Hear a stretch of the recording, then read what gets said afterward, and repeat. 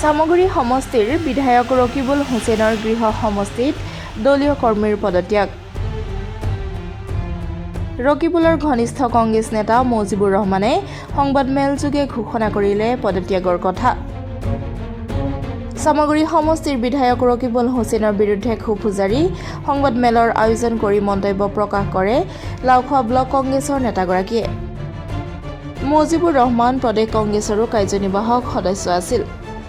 বিধায়ক ৰকিবুল হুছেইনৰ আচাৰ ব্যৱহাৰত ক্ষুণ্ণ হৈ নগাঁও জিলা কংগ্ৰেছৰ সম্পাদকৰ লগতে প্ৰদেশ কংগ্ৰেছৰ সদস্য আৰু লাওখোৱা ব্লক কংগ্ৰেছৰ সাধাৰণ সম্পাদকৰ পদৰ পৰা পদত্যাগ কৰে মজিবুৰ ৰহমানে।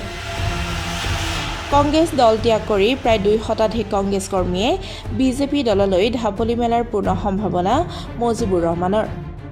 বিধায়ক ডাঙৰীয়াৰ লগত মোৰ ব্যক্তিগতভাৱে আজিলৈকে কোনো ধৰণৰ ব্যক্তিগত কেছ নাই, যদিও মানে কিছুমান মইমতালি আৰু একানৈকত্ববাদ চামগুৰি সমষ্টিত চলি আছে চামগুৰি কংগ্ৰেছত।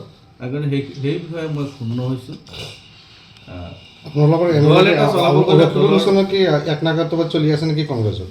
একানৈকত্ববাদ চলাৰ কাৰণে মই পদত্যাগ পত্ৰতে উল্লেখ কৰিছোঁ। একানৈকত্ববাদ আৰু মইমতালিৰ কাৰণে মই ক্ষুণ্ণ আৰু মই দলৰ পৰা পদত্যাগ কৰিছোঁ। আপোনাক দেখা গৈছে যে ৰকিবুলৰ একা সময়ত ঘনিষ্ঠ সম্পৰ্ক আছিল।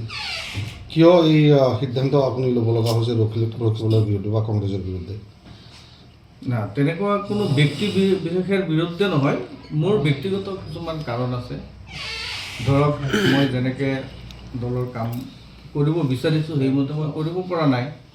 পৰৱৰ্তী সময়ত আপোনাৰ ৰাজনৈতিক জীৱন কোনফালে যাব সেই বিষয়ে মই এতিয়ালৈকে কোনো সিদ্ধান্ত লোৱা নাই যে মই কোন দলত যোগদান কৰিম, তেনেকুৱা সিদ্ধান্ত মই লোৱা নাই। মোৰ ধৰক এডভাইজাৰ আছে, মোৰ পৰিয়াল আছে, মোৰ লগত বহুত মানুহ আছে, তেওঁলোকৰ লগত আলোচনা কৰিম। তেওঁলোকে যদি মোক কিবা পৰামৰ্শ দিয়ে সেই বিষয়ে মই চিন্তা চৰ্চা কৰিম। নহ'লে মই হয়তো ৰাজনীতিয়ে কৰিব লাগিব বুলি তেনেকুৱা কোনো কথা নাই। মানুহতো এনেও ৰাজনীতি নোহোৱাকৈতো বহুত মানুহ আছে, থাকিব পাৰিম। কিন্তু এতিয়া সেইটো ঠিক তেনেকৈ ক'ব নোৱাৰিম। সময়ত দেখা যাব। যদি মই কংগ্ৰেছ এৰিছোঁ তো মোৰ কিছুমান শুভাকাংক্ষী আছে, হয়তো তেওঁলোকেও এৰিব পাৰে। কিন্তু মই কাকো জোৰ কৰা নাই যে কংগ্ৰেছ এৰিব লাগিব, অমুক দল কৰিব লাগিব, যিহেতু মই কোনো দলত যোৱাৰে সিদ্ধান্ত লোৱা নাই এতিয়ালৈকে। কংগ্ৰেছৰ আভ্যন্তৰীণ যিটো সংঘাত, সেই সংঘাতটো বৰ্তমান বেছি হৈছে নেকি?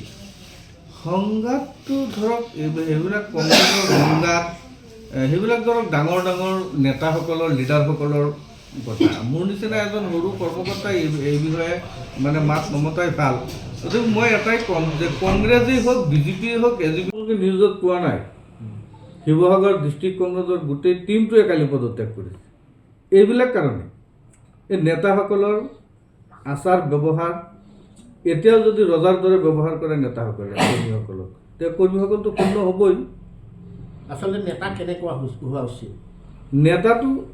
নেতা মানে কি? আমাৰ মাজৰ পৰা কোনোবা এজনক ভোট দি আমি তেখেতক নিৰ্বাচিত কৰি দিছোঁ আমাৰ ৰাইজৰ কাম কৰিবৰ কাৰণে। গতিকে ব্যৱহাৰটো আমাৰ যেনেকুৱা নেতাৰো তেনেকুৱা হ'ব লাগিব।